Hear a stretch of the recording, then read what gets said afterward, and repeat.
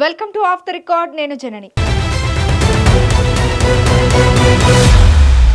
ఎన్నికల తరువాత విశాఖలో ఇద్దరు నాయకులు వైసీపీకి గట్టి దెబ్బ కొట్టారు.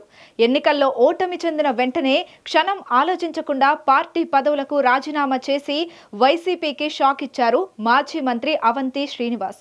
వైసీపీ నుంచి కార్పొరేటర్గా గెలిచిన కీలకమైన సమయంలో వైసీపీకి వ్యతిరేకంగా పనిచేసే కోలుకోలేని దెబ్బ కొట్టారు ఆయన కుమార్తె లక్ష్మీ ప్రియాంక. తండ్రి చేసిన పనికి ఓ పక్క భీమిలి నియోజకవర్గంలో వైసీపీకి మనుగడే కరువైనట్లు కనిపిస్తుంటే, మరో పక్క కూతురు చేసిన పనికి వైసీపీ విశాఖ మేయర్ పదవి కోల్పోవాల్సి వచ్చింది. అసలు ఆ తండ్రి కూతుళ్ల ఆలోచన ఏంటి? అంత ప్రాధాన్యత ఇచ్చిన వైసీపీని ఎందుకు దెబ్బ కొట్టారు?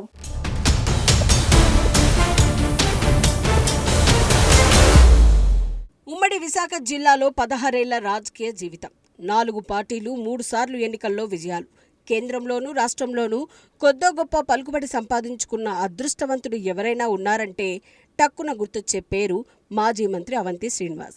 ఇప్పుడు ఆయనతో పాటు ఆయన కూతురు లక్ష్మీ ప్రియాంక గురించి కూడా విశాఖలో జోరుగా చర్చ సాగుతోంది. 2009లో రాజకీయాల్లోకి వచ్చి పీఆర్పీ నుంచి పోటీ చేసి భీమిలి నియోజకవర్గం ఎమ్మెల్యేగా ఎన్నికైన అవంతి శ్రీనివాస్ 2014 ఎన్నికల్లో టీడీపీ నుంచి అనకాపల్లి ఎంపీగా గెలిచి పార్లమెంట్కి వెళ్లారు. 2019 ఎన్నికల్లో మళ్లీ భీమిలి నియోజకవర్గం నుంచి వైసీపీ ఎమ్మెల్యేగా గెలిచి జగన్ ప్రభుత్వంలో మంత్రిగా కూడా పనిచేశారు.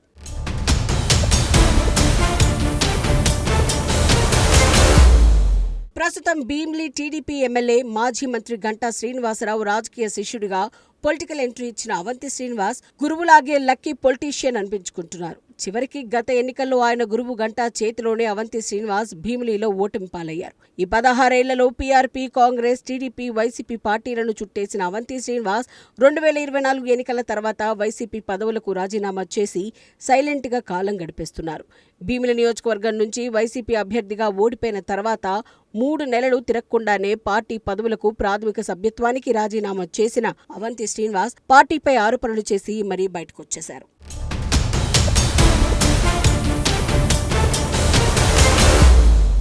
ఊహించని విధంగా అవంతి శ్రీనివాస్ వైసీపీకి రాజీనామా చేయటం, పార్టీ నుంచి బయటికి వెళ్లిపోతూ తీవ్రమైన విమర్శలు చేయటంతో భీమిలి నియోజకవర్గంలోనే కాక ఉమ్మడి విశాఖ జిల్లాలో కూడా వైసీపీ మీద నెగటివ్ ప్రచారం మొదలైంది. ఇది అవంతి ఫ్యామిలీ నుంచి వైసీపీకి తగిలిన మొదటి దెబ్బ అని చెప్పొచ్చు. అవంతి శ్రీనివాస్ వైసీపీకి రాజీనామా చేసిన 6 నెలల తర్వాత అప్పటి వరకు సైలెంట్గా ఉన్న భీమిలి నియోజకవర్గంలోని 6వ డివిజన్ కార్పొరేటర్ లక్ష్మీ ప్రియాంక వైసీపీని ఊహించని దెబ్బ కొట్టారు. విశాఖ మేయర్పై అవిశ్వాస తీర్మానం పెట్టాలని నిర్ణయించుకున్న కూటమి పార్టీలు వైసీపీ నుంచి జాయిన్ అవ్వడానికి సిద్ధంగా ఉన్న కార్పొరేటర్లు అందరికీ గేట్లు తెరిచాయి.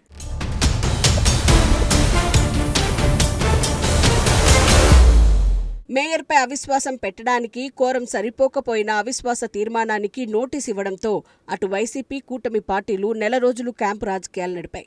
ఏప్రిల్ నెల 19వ తేదీన అవిశ్వాస తీర్మానం డేట్ అనౌన్స్ చేసిన తర్వాత వైసీపీకి చెందిన మరో 3 కార్పొరేటర్లు టీడీపీ, జనసేన పార్టీలో జాయిన్ అవ్వడంతో అవిశ్వాస తీర్మానం పెట్టడానికి కావలసిన కోరం 74 మ్యాజిక్ ఫిగర్ సరిపోయిందని అంతా అనుకున్నారు. అయితే పార్టీ మారి వచ్చిన ఒక వైసీపీ కార్పొరేటర్ ఊగిసలాట ధోరణి ప్రదర్శించడంతో కూటమి పార్టీలో టెన్షన్ కనిపించింది.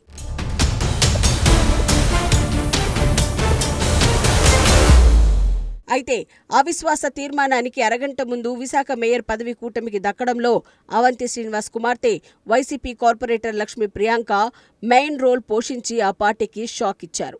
ప్రియాంక ఏ పార్టీలోనూ జాయిన్ అవ్వకుండా కూటమికి అనుకూలంగా ఓటు వేయడం వైసీపీ పెద్దలకు పెద్ద షాకే ఇచ్చింది. అప్పటి వరకు వైసీపీ కార్పొరేటర్గా ఉన్న లక్ష్మీ ప్రియాంక ఎవరూ ఊహించని విధంగా కూటమి పార్టీకి అనుకూలంగా ఓటు వేయడంతో వైసీపీ విశాఖ మేయర్ పదవిని కోల్పోయింది. అవంతి శ్రీనివాస్ ఫ్యామిలీ నుంచి వైసీపీకి తగిలిన రెండో షాక్ ఇది.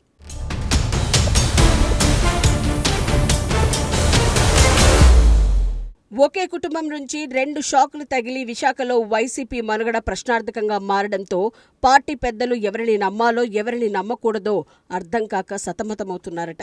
ఈ క్రమంలో అవంతి శ్రీనివాస్ రాజకీయ ప్రయాణం ఎటువైపు అనే చర్చ మొదలైంది. వైసీపీకి రాజీనామా చేసిన అవంతి శ్రీనివాస్ గత 6 నెలలుగా ఖాళీగానే ఉన్నారు. ఏ పార్టీ వైపు కన్నెత్తి చూడకుండా తన వ్యాపారాలు చూసుకుంటూ కాలం గడుపుతున్నారు. వైసీపీ అధికారంలో ఉన్న సమయంలో పవన్, చంద్రబాబు, నారా లోకేష్లపై అవంతి నిత్యం విమర్శలు చేస్తూ వచ్చారు. ఆ ఎఫెక్ట్తో ఆయనకు టీడీపీ జనసేనలో చేరడానికి దారులు మూసుకుపోయాయంటున్నారు.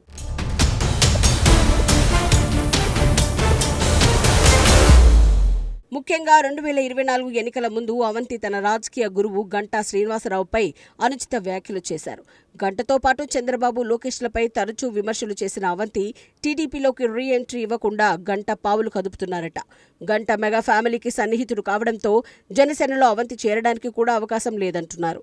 అదీకాక గతంలో పీఆర్పీ నుంచి ఎమ్మెల్యేగా గెలిచిన అవంతి పవన్ కళ్యాణ్ మీద కూడా విమర్శలు గుప్పించడంపై జన సైనికులు ఆగ్రహంతో రగిలిపోతున్నారట.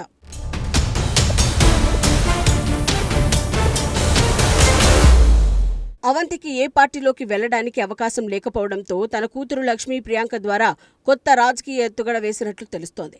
విశాఖ మేయర్పై అవిశ్వాస తీర్మానం సందర్భంగా కూటమిలోని టీడీపీ, జనసేన పార్టీలు అడగకపోయినా స్వచ్ఛందంగా కౌన్సిల్కి వచ్చి వైసీపీకి వ్యతిరేకంగా ఓటు వేసిన లక్ష్మీ ప్రియాంక ఈ రెండు పార్టీలకు దగ్గరవ్వడానికి ఆ పని చేశారనే ప్రచారం జోరుగా సాగుతోంది.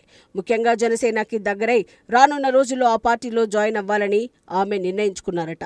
అందుకే లక్ష్మీ ప్రియాంక ఏ పార్టీలోనూ జాయిన్ అవ్వకుండా సైలెంట్గా వచ్చి కూటమి పార్టీలు గుడ్ లక్లో పడే ప్రయత్నం చేశారని రాజకీయ విశ్లేషకులు అంటున్నారు.